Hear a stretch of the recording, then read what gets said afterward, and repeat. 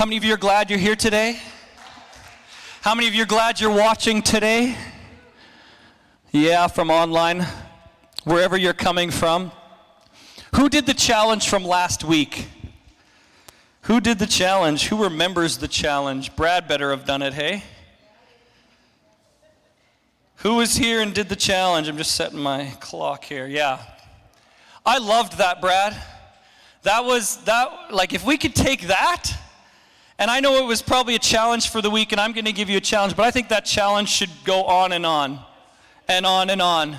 Because it semi-ties into what I'm going to talk about, just the life as a Christian. I can't get into preaching his message about join the conversation, but God's talking throughout all of eternity, from the beginning of time to the end. God is saying things, and he's trying to minister to people's hearts, and so it's time for us to join the conversation.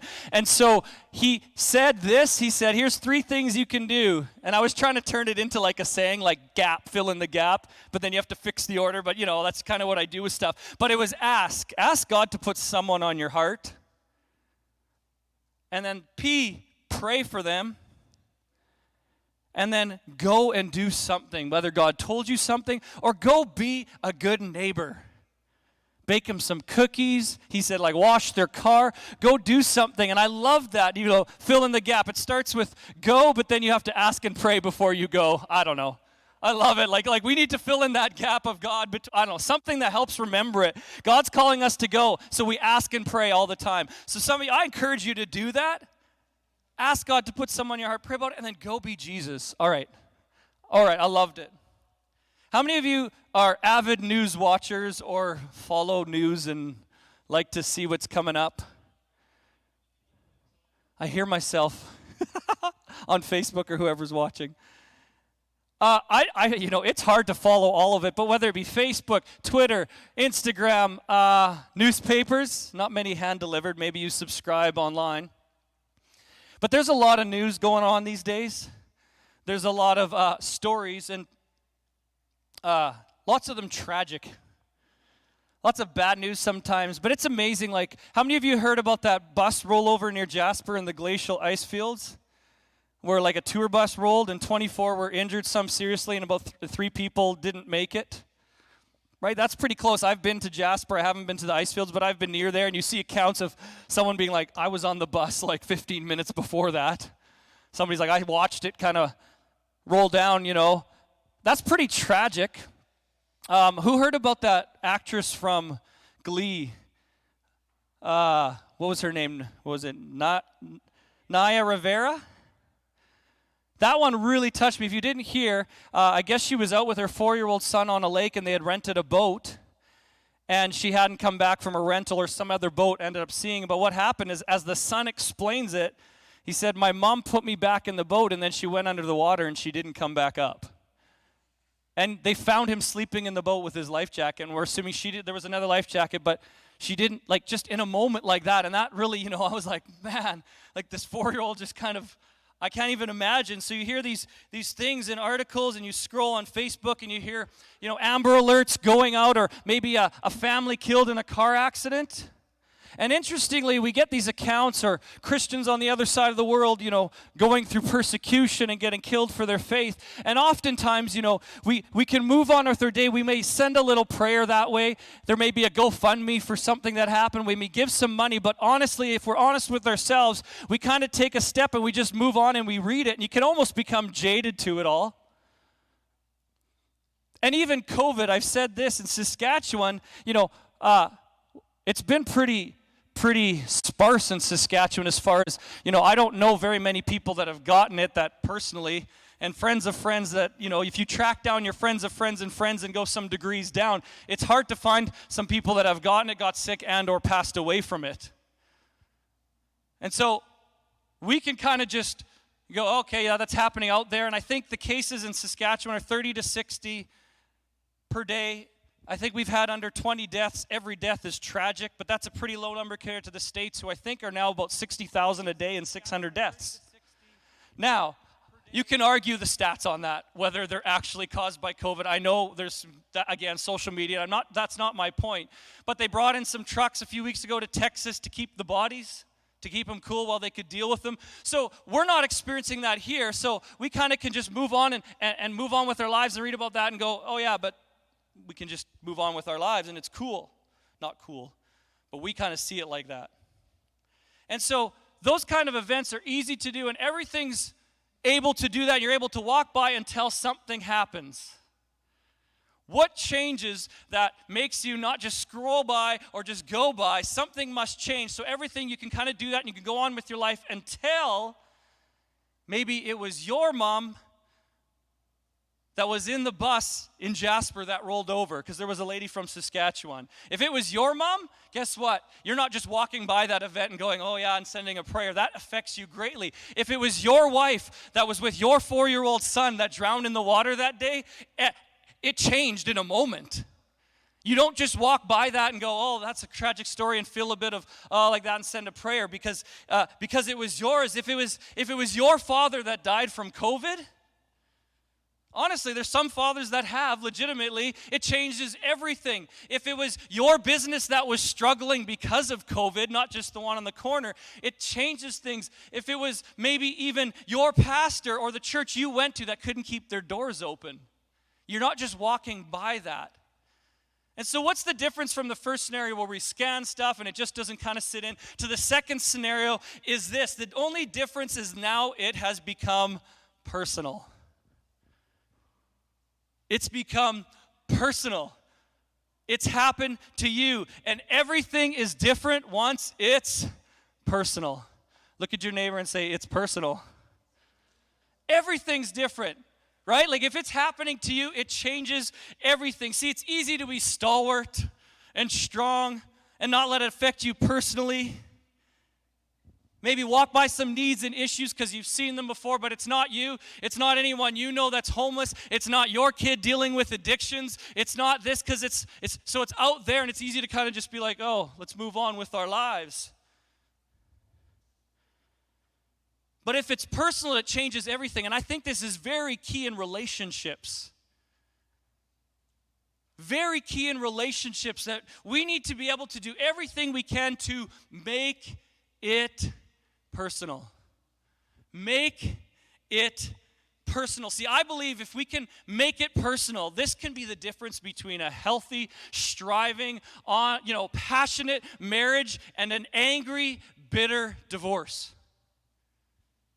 I really do. I believe this can be the difference between a great relationship with your kids and maybe a rocky one, or a great relationship with your parents, or maybe a sibling, or a relative, or a rocky one. I think it's the difference between maybe just going to church on a Sunday, every second Sunday, watching online, or actually plugging in and attending. And I actually think this is one of the most major important factors too.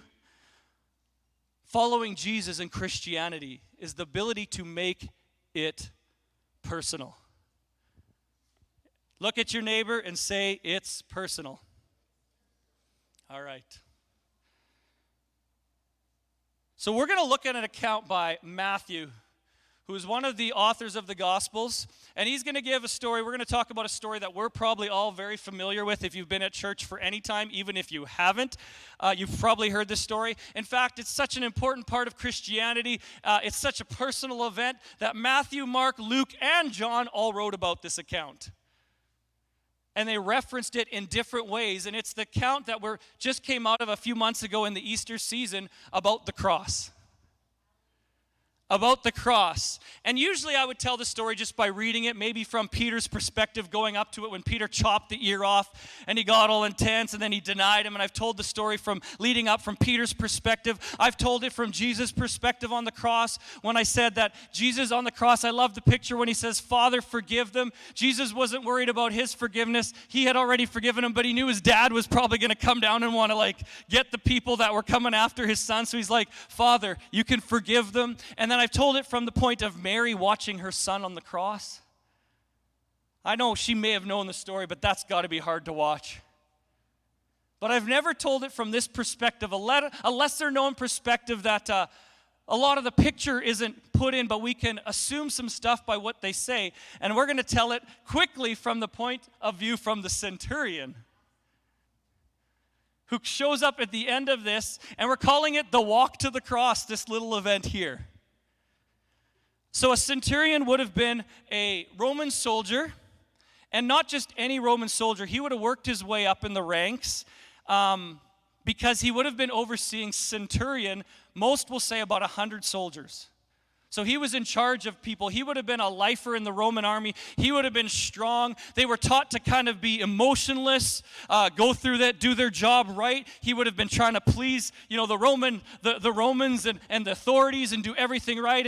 And as we read here, oftentimes soldiers would have been vulgar and just very tough, right? And so this would have been his lot in life. This is what he wanted to do to rise up in the ranks. And so we have this centurion coming in, and we're going to just kind of jump into the walk to the cross. And so I picture him that morning, washing his hands, brushing his teeth, getting ready. And he says, "Honey, I might be late today." She goes, "Why?" He goes, "Well, because we think we might have a crucifixion." "Oh yeah, who is it?" "This guy named Jesus." "Yeah, I've heard about him. He seems to stir up a lot of trouble." "Yeah, we're going to go before Pilate, and he's going to decide today whether he's going to get crucified. And so he's put me in charge of everything in control around this crucifixion because there might be some things happening." And so his job, though, if you understand it, probably would have been to take people to their crucifixion. So this wasn't his first rodeo as far as it goes, watching people get crucified. In fact, this is what they did for criminals. How many of you would like that today? No, that would be terrible. But they went and put him on a cross as a deterrent for doing wrong things. And so this centurion, this wasn't his first time walking someone there. And so she goes, "Okay, well, just text me and let me know. Just tablet me and let me know. I don't know. Right? Let me know what it's going to be." And so he's got his soldiers together, and he's giving them a talk, and he's like, "Today's going to be a special day. There's a lot of people. There may be someone that tries to break him free. There might be some things. Our job is to keep order and get him from the sentencing and to the cross, and then make sure no one steals him from the cross or And so he had some people under him. And so we walk into this story kind of from that perspective. And he steps in, and let's jump into where Jesus is getting his verdict in front of Pilate. And so he's keeping order and making sure everything goes right. And they accuse him, and Jesus really doesn't say a lot. Doesn't say a lot back. And they're like, "Don't you have something to say?" And so then Pilate's doing this thing with all the criminals, and he's trying to figure out. And Pilate basically says, "Hey, I don't find any wrong in this guy, but what do you guys want me to do with him?" And everybody yelled, "Crucify him." Talk about mob mentality. And he's like, "Are you sure? Like, I've laid it out." And they're like, No, crucify him." And so Pilate, it says he washed his hands. But I read this for the first time, and maybe I didn't see it, but Pilate was actually the one that whipped him. I think it was the custom to do, because it says before they took him out, referencing Pilate, he whipped him. So in front of people, they would have been doing that. And so Jesus would have right there and then, kind of like a punishment, would have started, and he would have started with 1, 2, 3. And I kind of get this picture. This is just my picture. I don't know if it's how it went, but they say Jesus got 39 lashes. By law, they could not do 40, because at 40, they would assume you're dead, and they wanted you to get to the cross. But I'm sure most criminals probably only had about 10. I don't know, that's a lot. But I think it might, this is me, not in the Bible. Don't come back to me and say, "Your doctrine's off." This is just, I'm sure, the way the crowd was into it and the way they tried to please people, they went 10, and he's like, "Are we done?" And they're like, "No, 11, and he's going, and kind of just doing it, and they're like, "More," and every snap of the whip, they're cheering on, and yes, get him, and he got up to like 30, 31, 32, and he got to 39 and said, "I have to stop now." And the centurion was probably like, "Man, I've never seen that before."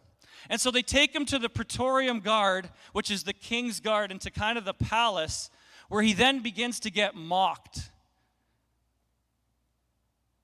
And we're going to jump into the verses in Matthew 27 to 31 in the New King James. And it says this: "The soldiers of the governor took Jesus into the Praetorium and gathered the whole garrison around him. And they stripped him and put a scarlet robe on him. When they had twisted a crown of thorns, they put it on his head and a reed in his right hand. And they bowed the knee before him and mocked him, saying, 'Hail, King of the Jews.'" So they put this royalty. They make this whole show of creating him because he was known as the king of the Jews. They throw a royal robe on him, and instead of a regular crown, they throw a crown of thorns on. I don't think that was probably a usual custom, but king put it on, and then they gave him a reed like a scepter, and then they pretended to bow down, and then they grabbed the reed and hit him with it.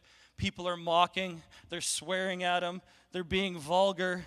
It says they spat on him, took the reed and struck him on the head, and when they had mocked him, they took him robe off, put his own clothes on him, and they led him away to be crucified. Man, this just isn't your regular crucifixion. And so they hand him back to the centurion and say, get him to the cross. So at this point, Jesus has been whipped 39 times. He's had a crown of thorns on his head. They've been beaten. He's been mocked. He's been stripped down. And now he's given his cross to walk towards Calvary. And I'm sure at this point, the centurion, as stalwart as he is probably thinking, I haven't seen this. This is, for what I know of this guy, he's caused some problems, but man, this is my job. And so Jesus starts to walk with the cross towards Calvary, and because of, what he's gone through, he starts to stumble, and he can't seem to quite make it. And the weight of the cross is pulling him down. And the centurion thinks to himself, if I don't get this guy alive to Calvary where there's hundreds of people waiting to see this happen, I'm going to be in trouble. That's what I'm assuming. He's like, this guy's got, my job is to get him there so they can all see the crucifixion. So he commands someone, he goes, they need to carry the cross for him because I got to get him there before he's done. I want to insert this. This isn't in my notes. Sometimes there's pictures. This is for free.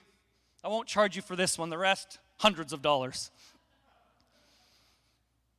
But sometimes you see pictures of Jesus, and he's meek and mild and frail. But I'm telling you, two things that I know that Jesus was not just meek and mild, or as far as he had to be physically fit. You know why? He had to be in shape because number one, he fasted for 40 days.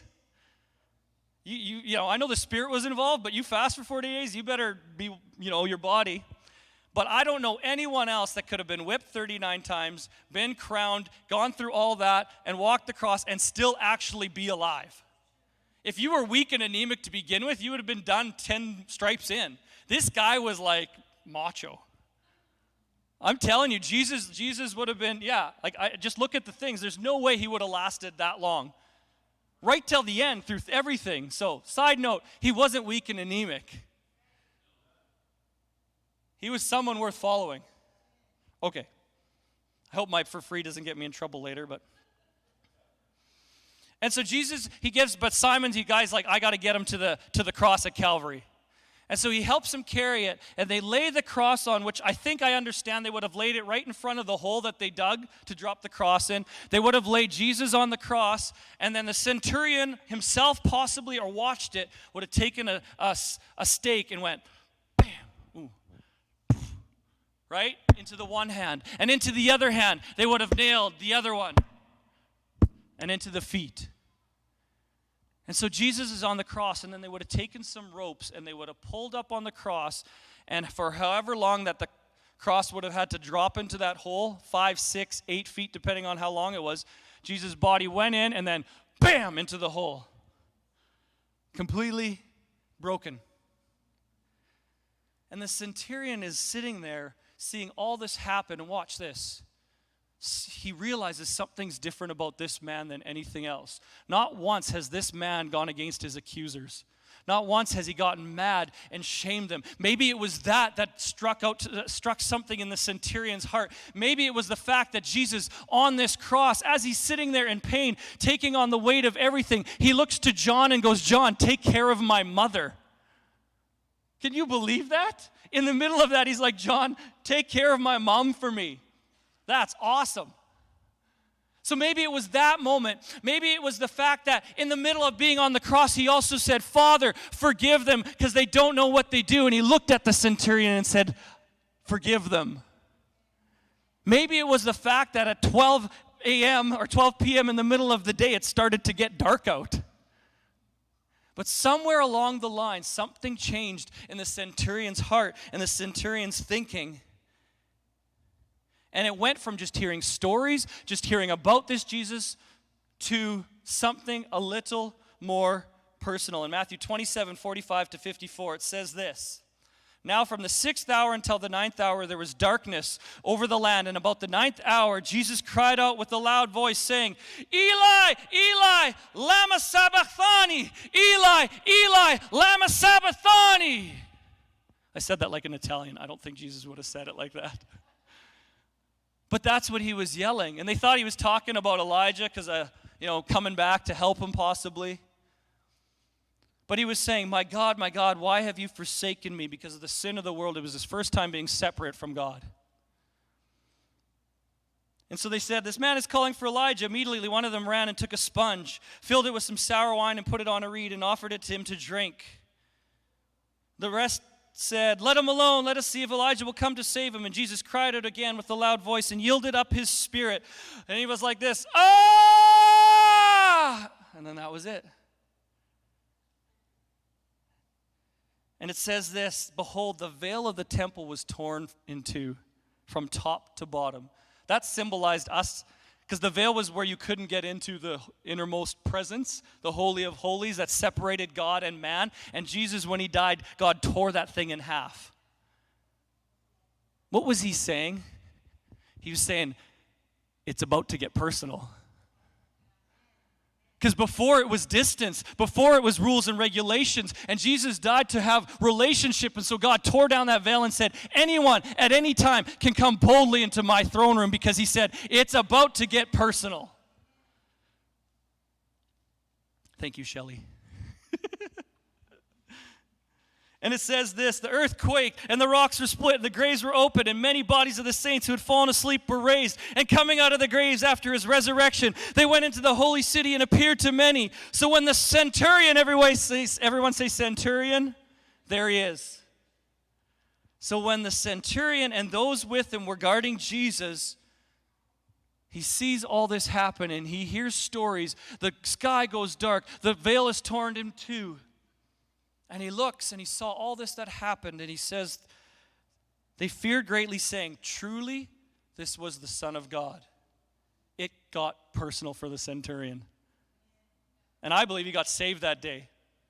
One of the first salvations, he said, truly, this was the Son of God. Or to put it in today's, if you saw that happen in today's, he would have said, this just got real.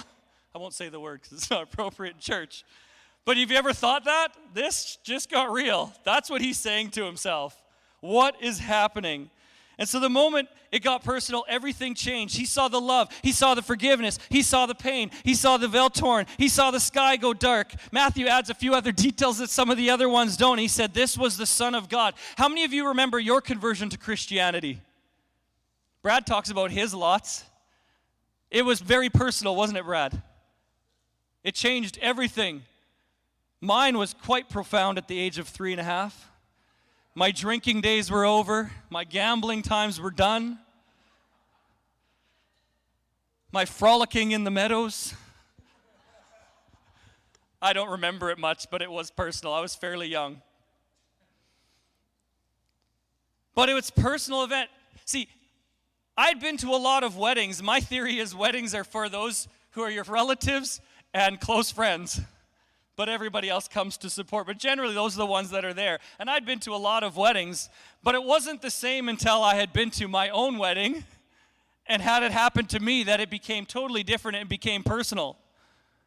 I'd heard about a lot of honeymoons and what happens on a honeymoon, but until I experienced my own, it got real personal. How many of you married people can relate? Boy, it got quiet. Can we be real here today? Does anyone remember before you were married? Well, maybe my experience of it was different, because as a Christian, we waited until we were married to, right? Okay. And so for us, it was a big deal, and you'd see people on a honeymoon, and you'd be like, I remember, I'm getting off track. My goodness, help me. I remember a friend of mine, my wife's like, no, stop. It's going live. Stop talking. Saying he was the best man, and he rode the elevator up with a newly married couple, and he said it was the most awkward 2 minutes of his life, just because they were going up to their room for their honeymoon. He's like, just quiet. Like, okay, I got to get out of here. So that's what it was like until you experience it. When you have your first child, see, before you have kids, you kind of go visit friends or family that have kids and you play with them and then you leave and you don't think about them really again. But then you have your own. You see it come out of the womb. And you're like, this is a crazy thing. And then they don't even let you leave the hospital unless they certify and inspect your car seat. And if it's not approved, and the mom has to learn how to breastfeed and all that stuff. It's very personal. It's real. It's what happened. It's high stress, not for me, for her.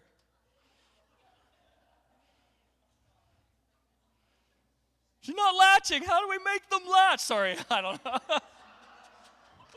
Oh, Jesus. And so what starts out as personal, passionate, intimate relationships, unique, fun, become a lot less, more impersonal, more traditional, more passionless, boring. Children turn into beautiful babies, into terrors, right? Teenagers, oh my goodness, what's happening? Passionate, spontaneous marriages turn into routine, lifeless, just roommates. And what starts out as a fire, personal, charged up walk with God just kind of ends up being so much less than that. And so what's that happens? We can fall into this. We go to church, guys, because the verse in Hebrews says we're not supposed to say, I think it's Hebrews, forsake the assembling of ourselves together, even more as the day approaches. That was to symbolize the end times coming. They've been using that verse for like 100 years. Is the day approaching yet? As a reason, we got to come to church every time the doors are open. End times, the day's approaching. That verse gets a lot of mileage. Kilometers, thank you, yes. And so we go to church because we're told. We stay with our spouse because it's the right thing to do. Or our kids, we think about our kids and we sing this song at church and we try to clap on 2 and 4. And if the pastor gets up and encourages us, we might shake a little leg here and there. But other than that, we're just singing the words that come up on the screen. And we're hopeful that when the preacher comes up, he'll only preach for 45 minutes because we want to get out of there for lunch. And then the next Sunday, we do it all over again because it says in Hebrews, we're not supposed to forsake the assembling of ourselves together. And we walk through the motions.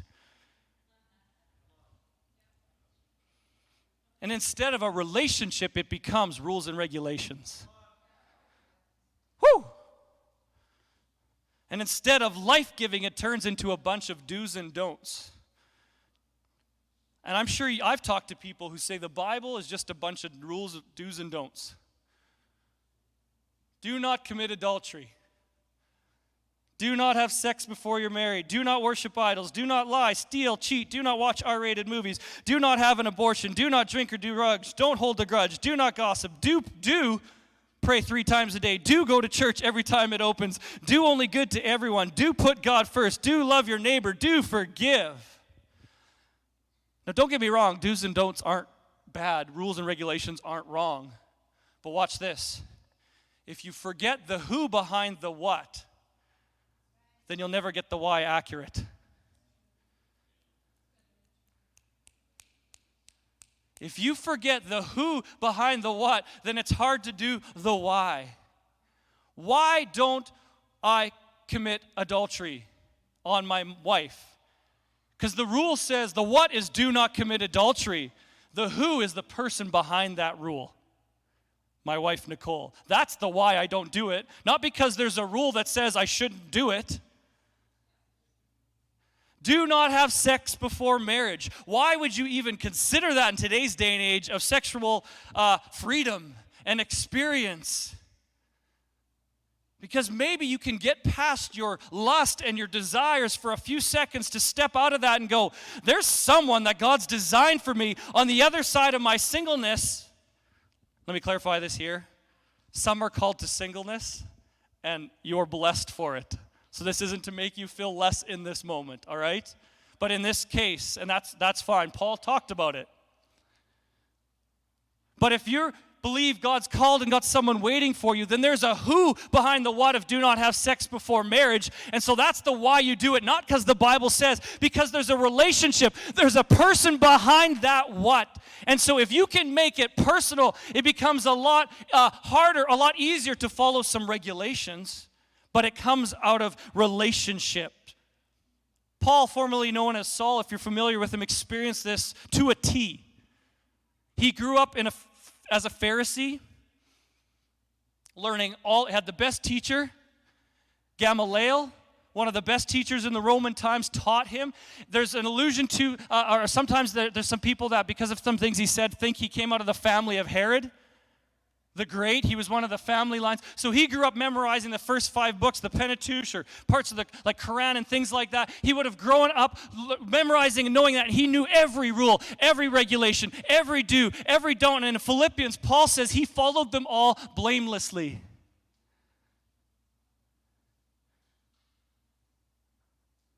Not the Quran, the Torah. Totally wrong word. I was like, no, that's different. He might have memorized that too, we don't know. Torah, not the Quran. Breaking alert, preacher says, Paul read the Quran. Torah. Quit getting me off track, I got to get done. I'll just take some water. All right.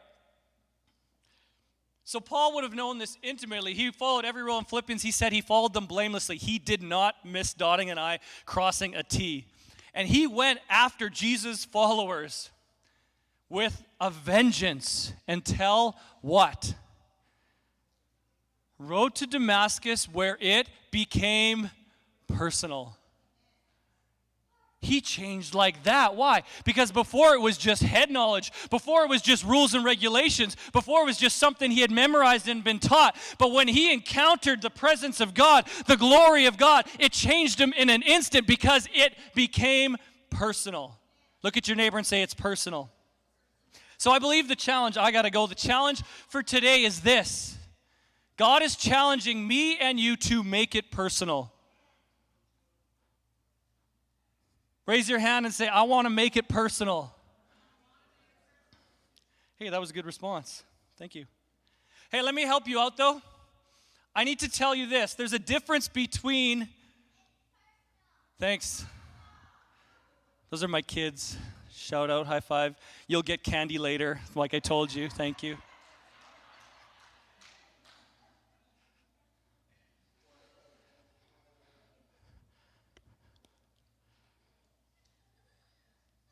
Church should be fun. It's personal. All right.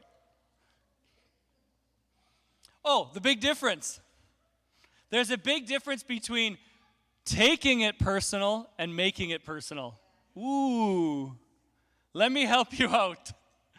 See, taking it or making it personal means to bring into being by forming, shaping, creating, construction. It's creating something out of something that probably isn't there.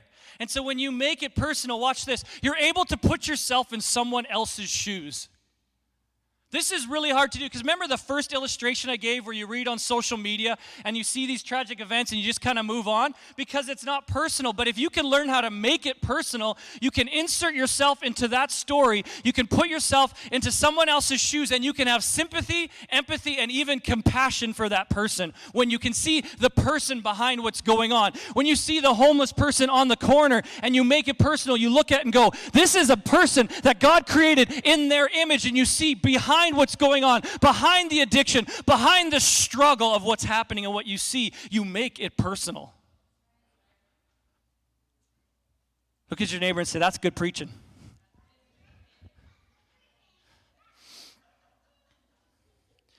Watch this. Here's what it is. When you make it personal, you see the person behind the problem. The person. They're a person. When you take it personal, take means to remove something without permission. Lots of times when you take it personal, you take the anger from that person and you say, I'm going to get angry. You take the offense and you say, I'm going to get offended. You take the unforgiveness and that whole thing and the bitterness and you take it on. You say, it's mine. And so when you take it on, guess what? You see the offense instead of, you see the offender. Oh, let me get it right. Take. We look at the offense bigger than the offender. What they've done supersedes who they are. And so you start to take it personal. And so when faced with conflict, we always have a choice. Are we going to make it personal, or are we going to take it personal? There's going to be conflict. There's going to be challenges. You're going to go through stuff at church. You're going to get upset with things. You're going to get upset with your spouse. And you're going to have a choice. Today, am I going to take this personal, or I'm going to just make this personal and see who God's put me in place with behind that? Because watch this. Watch this. You got to do it. We have a few more minutes. Music team, get ready. I'm going to ask you to come up in a few minutes. Once you start to take it personal, guess what happens? It isn't too long before you make it prisonal. Prisonal, it's not a word, I know. My wife, her English grammar, But if you start to take it personal, it's not long before you make it prisonal. Watch. Rules and regulations start to kick in. See, prisonal says when you've been wronged, you need to wrong someone back. If they get mad at you, you got to get mad back. You won't let it go until they've earned the right back. See, the rules that if someone hurts you, you hurt them back. It needs to be done this way. See, in a prison, you have to follow the rules. You have to do it this way. You have a time for everything. You get some time out of here. You got to do this. You got to eat like this. There's a lot of do's and don'ts. And so prisonal states, I'm going to hold this wrong over you until you've kind of earned the right back. Or you've done something like that. And I get to decide whether you stay in jail in my thoughts, in my mind, in my emotions, in my heart. It's prisonal. And even if there's trouble in a relationship, you may even start to institute more rules and regulations to try to control it. If you do this and this, then you don't do this again and this again. But if it's just about the rules and regulations, guess what? It ain't going to last. And what happens is as you try to make it prisonal, it ends up just becoming prisonal on you.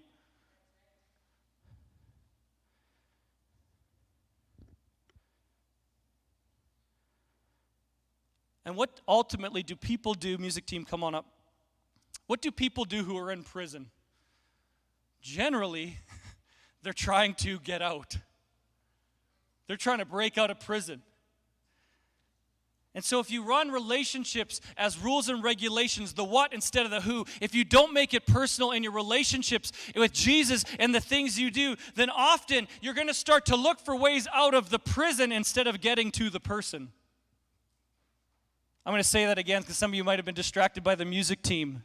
You look for ways to get out of what is now a prison for you instead of trying to get to the person, whether it be in a relationship here or with Jesus. See, if Christianity is about following rules like a prison, you're always going to have people trying to break out. We're going to see people trying to get out of Christianity if it's just like that.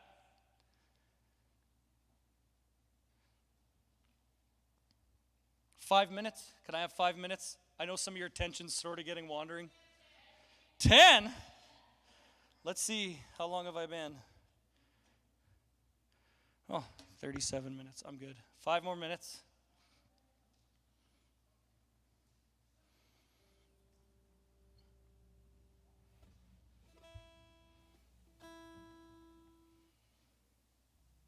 And so if Christianity's following the rules, you're going to have people trying to break out. Making it personal allows you to look past faults, the wrong, the hurt, and allows you to look at the person.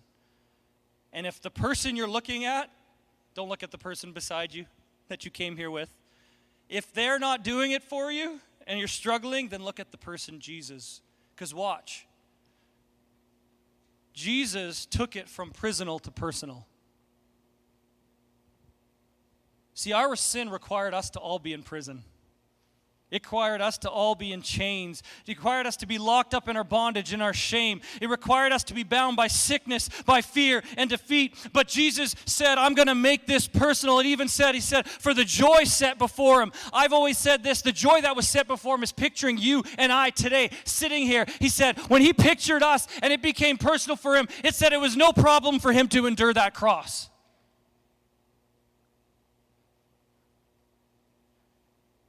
Christianity shouldn't feel like a prison. It should feel like a person.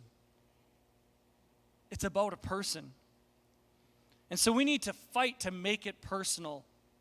Your relationship should not feel like a prison. They should be about a person. Your church should not feel like a prison. It should be about people, the person, Jesus. We need to fight to make it personal. Watch, this is why. Because prison relationships paralyze, but person relationships energize. Set you free. Prison relationships suck the life out, but person relationships bring life. Prison relationships fail. Person relationships are successful. Watch this. You need to listen to some of this. Prison living has no hope. Person living has the hope. Somebody crank yourselves up. Some people need to get excited. It's a little quiet in here today. But who's ready to shout amen? Listen to this. Prison living has no hope. Person living has the hope. Prison living is full of fear. Person living is full of love. Prison living doubts everything. Person living believes in the King of Kings. Prison living is intimidated. Person living embraces how they were created. Person living goes through the motions. Prison living fights for passionate emotion. Prison living stays silent. Person living lifts their voice in triumph. Watch this. Prison worship doesn't set you free. Person worship allows you to walk in victory. Watch. Acts 16:25-26. But at midnight, Paul and Silas were praying and singing hymns to God, and the prisoners were listening to them. Suddenly there was a great earthquake, so that the foundations of the prison were shaken. And immediately all the doors were opened and everyone's chains were bound. Watch. I don't know about you, but I try to make the Bible personal for me, and I try to insert myself in it to go, could I do this? I read this story, and it baffles me how they were able to worship in this situation. Think about it. They got beat too and whipped. And then they got put in like a dungeon. It wasn't like a country club prison. But it was they didn't want them to escape, so they put them in the deepest, darkest recesses, and they would have been in stocks and bonds. So their legs would have been locked, their arms would have been locked, they would have been sitting there. Rats would have been running across. It would have been dark. They would have been sitting in their own feces and urine. It wasn't a pretty time. And we think, oh yeah, they just praised in the middle of their prison. What an easy thing to do. No, you know what? I would have struggled in that moment with taking it personal. I would have had some choice words for God. Here I am, God, trying to do what you instructed me to do. We're spreading the word like Jesus said. We're doing good. And we get thrown into this. And maybe some of you have been in that place and said, I'm saved. I'm going to church. I'm trying to do what's right. And I have this happening to me. And I'm going through this struggle. Why isn't everything amazing? And Paul and Silas were in the middle of what that felt like a literal prison to them. And sometimes we may feel like we're in the middle of a prison. But I'd be looking for some ways out. I'd be trying not to take it personal. So this doesn't make sense. How can they worship in the face of all they're going through? Watch this. Because in the middle of the difficulty, in the middle of the challenge, in the middle of the pain, in the middle of the loneliness, in the middle of the hopelessness, watch this. They were not seeing the stocks. They were not seeing the bonds. They were not seeing the rats. They were not seeing the dark. They were not seeing the prison. They were seeing the person. Come on, church. In the middle of the circumstance, in the middle of what they were going through, they were seeing the person. Can you see the person in the middle of the prison? Because guess what? You're going to go through some prison times. Even though I started off by saying, you need to make it personal, but we all know we get there. Can you see a person in the middle of a prison? Can you see, listen up, married people, can you see your husband or wife in the middle of the fight? In the middle of the argument? Can you see your kids in the middle of their wandering? Can you see the body of Christ and in the middle of the mess sometimes what church looks like? Can you see the pastor in the middle of their mistakes and humanity? Can you see the bills paid in the middle of the debt? Can you see your body whole in the middle of the sickness? Can you see your mended heart in the middle of the brokenness? Can you see the answer in the middle of the confusion? Can you see peace in the middle of the storm? Can you see yourself forgiven in the middle of the sin? Can you see Jesus in the circumstance that you are in? Come on, I'm preaching better than some of you are cheering today. Can you see Jesus in the circumstance that you're in? Watch this. Paul and Silas were not worshiping because they were glad they were in prison, because they were going through something. They were worshiping because they weren't in prison. They were worshiping because they knew they were in the person. They knew they were in Christ. They didn't see the prison. They saw the person. Everyone say, it's personal. Say, I need to make it personal.